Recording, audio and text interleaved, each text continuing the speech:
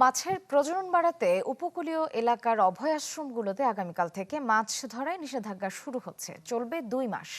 এর মধ্যে নদী থেকে অধিকাংশ মাছ ধরা ট্রলার তীরে আসতে শুরু করেছে। অবরোধকালীন সময়ে জেলেরা প্রণোদনা পাবেন বলে জানিয়েছে জেলা মৎস্য বিভাগ। তবে দেশের 6টি অভয়াশ্রমের মধ্যে শুধু পটুয়াখালীর কলাপাড়া উপজেলার আন্ধারমানিক নদীর 40 কিলোমিটার এই নিষেধাজ্ঞার আওতায় থাকবে না। মৎস্য বিভাগ সংশ্লিষ্টরা বলছেন, এই 2 মাস মাছ শিকার বন্ধ রাখতে পারলে দেশে ইলিশের পাশাপাশি অন্যান্য মাছের উৎপাদনও বাড়বে।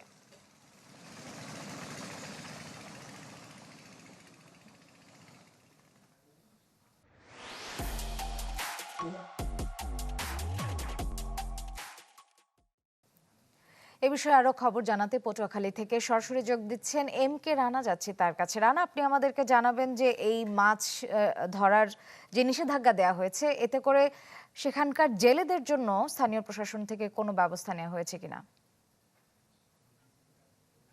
আসলে আপনাকে জানিয়ে রাখি, আসলে দেশের 6টি অবস্থানের মধ্যে পটুয়াখালী জেলার রাঙ্গামালী উপজেলার চর রুস্তুম থেকে ভোলা জেলার কিন্তু আসলে ভেদুরিয়া পর্যন্ত এই 100 কিলোমিটার তেঁতুলিয়া নদীর যে অংশ রয়েছে, সেই অংশ কিন্তু এই নিষেধাজ্ঞার আওতায় রয়েছে।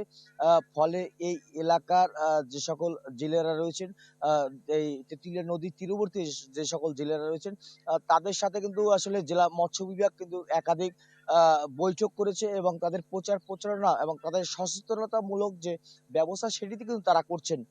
এক্ষেত্রে জেলেদের সঙ্গে কথা বলেছি, জেলেরা কিন্তু বারবার অভিযোগ করেছেন যে আসলে এই অবরোধকালীন সময় তাদের যে খাদ্য, সরকার থেকে যে খাদ্য সহায়তা, চাল সহায়তা দেওয়া হয়, সেই চাল সহায়তা সময় মতো তারা পান না।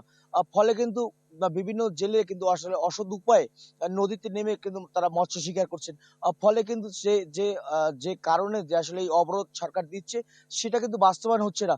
এছাড়া কথা বলেছিলাম জেলা মৎস্য কর্মকর্তার সাথে, তিনিও কিন্তু বারবার বলছিলেন যে আসলে এই 2 মাসের যে অভয়াশ্রমগুলোর যে নিষেধাজ্ঞা, সেটি কিন্তু তারা বাস্তবায়ন করতে তারা কিন্তু নানা ধরনের প্রচার প্রচারণা সহ, এবং যাতে জেলেরা সেই যে বিজিএফ এর যে চাল, সেটি কিন্তু তারা যাতে দ্রুত পান, সেটিতে তারা কিন্তু চেষ্টা চালিয়ে যাচ্ছেন।